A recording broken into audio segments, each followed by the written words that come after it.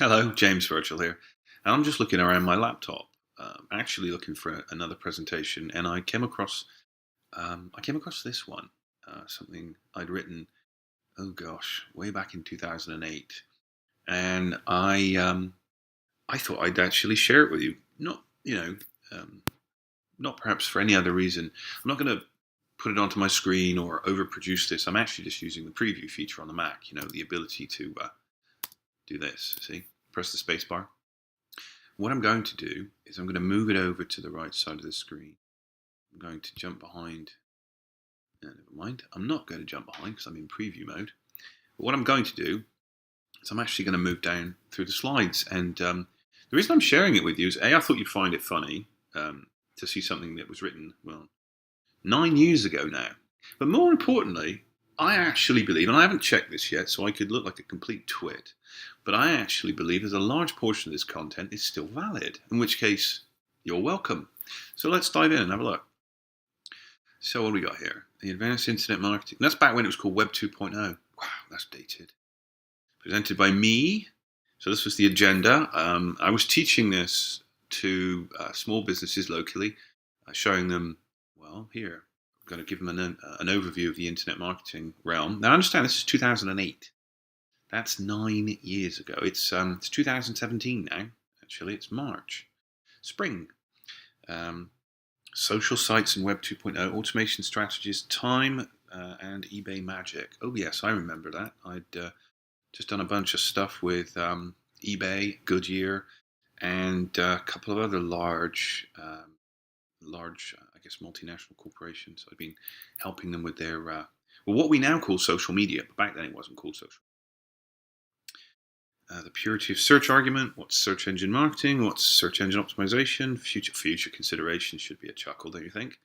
Content is king, context is queen, and the winner is content creation, blogging, forums, UGC, user-generated content, if you weren't sure what that was, and CGC, I'm assuming that's consumer-generated content. I'd actually have to open the file and look at my notes. Social sites. WordPress and blogging. I guess I have some talking points about this lot. Blog setup live demo. I guess I showed people how to register a domain, how to install WordPress, how to change the look, uploading files using the file transfer protocol, otherwise known as FTP. A quick walk through blog basics. Power blogging. Remember to register your blog with technorati.com. Include the remote procedure call the RPC. By the way, I don't know if you know that, but if you use Technorati, which I believe you still can, and you update your blog, and the two are linked, what happens is Technorati will be pinged and it will notify things, so you kind of get extra traffic spikes. Remember to change the privacy of your blog to let the search engines index it. Yes, make it open. Change your structure to be more friendly. No more ID equals 13. In other words, you change you pretty the URLs, as they call it. Use search engine friendly tags, keywords, and categories in your blog. In other words, do your search engine to figure out what words to use. Blog bloopers. Do not create automated spam blogs. Splogs, interesting word. Flogs. You will get fined. Kind of true. I guess I was advising people just so, you don't want to give people too much power without knowing how to wield it. Otherwise, they will get themselves into trouble. There's a certain amount of automation that you can. I definitely don't advocate fake blog, but you can certainly automate aspects of content creation and syndication. But that's for another conversation. Tip: be real, inject humanity. Don't be a suit. Yes, that's not a typo for those of you that might have thought the U was supposed to be an H. No, that's a suit, as in what you're wearing. Social sites, what's Web 2? I guess I described it. Why was July 2007 special? I have no idea. That was 10 years ago. Probably, I don't know actually, I'm guessing. Was that when Google came about? I don't know. Social traffic is bigger than Google search. Yeah, that's scary. Second generation architecture, wikis mashup. Nothing much has changed there. MySpace, however, has gone away. Isn't that cool? Look, look at the old layouts for these sites. Stumble upon. Good lord. Yes, how to find things you don't necessarily want to. Well, how to find things you can never unsee. I've seen so much nasty stuff on Stumble Upon. I found some good stuff too, but some really nasty stuff. Stuff that you want to like pour bleach in your eyes. And anyway, I'm not advocating that. Bad example. There's traffic. 2008. Social media sites are growing rapidly. pretty much doubling every 6 months. I don't know if they still are. I know they're just massive now. Just imagine where they're going to be in a year or two. Social traffic's bigger than search traffic. I believe it still is. Facebook is currently adding more than 1 million visitors a week. Oh, how quaint. Popular sites. Oh my God, there's a picture of me from that time ago. I had brown hair. Not anymore. Scribed and Squidoo. Anybody here? Pop quiz. Anybody know who created those sites or was involved in those? I believe it was Seth Godin. Anyway, a little off topic. Key facts to consider. I'm not going to read those to you. You can pause this video if you want. Demographic targeting. Yeah, that's not changed.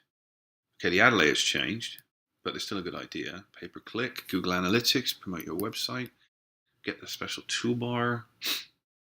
Firefox and Internet Explorer. Well, okay, nowadays we're doing Chrome, I think, and if you're on a Mac, Safari, although I still use Chrome. Immediacy, relevance, and timeliness, stumble upon. Social bookmarking. I don't do much of that anymore.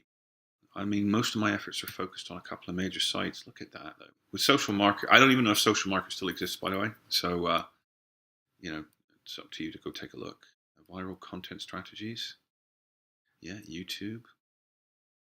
Things to teach. Yes, well, the how-to realm is still alive and kicking. It's where I work these days.